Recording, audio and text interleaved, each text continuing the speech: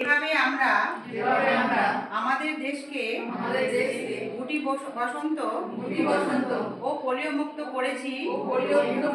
সেইভাবে ভারতকে কুষ্ঠ রোগ মুক্ত করতে আমাদের একসাথে কাজ করতে হবে। কুষ্ঠ রোগের চিকিৎসা সব সরকারি স্বাস্থ্য কেন্দ্রে বিনামূল্যে পাওয়া যায়। আমাদের স্বাস্থ্যকর্মীরা যত তাড়াতাড়ি সম্ভব সন্দেহভাজন কুষ্ঠরোগী নির্ণয় করার জন্য ঘরে ঘরে যাচ্ছেন। অনুভূতিহীন হালকা ফ্যাকাশে রঙের চামড়ার দাগযুক্ত ব্যক্তি কুষ্ঠরোগী হতে পারেন। এমন অবস্থায় অবিলম্বে স্বাস্থ্যকর্মীদের জানানো উচিত।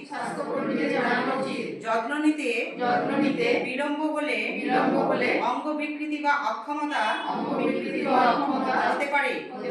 তাড়াতাড়ি রোগ নির্ণয় এবং সম্পূর্ণ চিকিৎসা কুষ্ঠরোগীকে পুরোপুরি সুস্থ করে তুলতে পারে, যার ফলে অঙ্গ বিকৃতি ও অক্ষমতা প্রতিরোধ করে। কোনো কুসংস্কার এবং ভুল ধারণায় বিশ্বাস করবে না।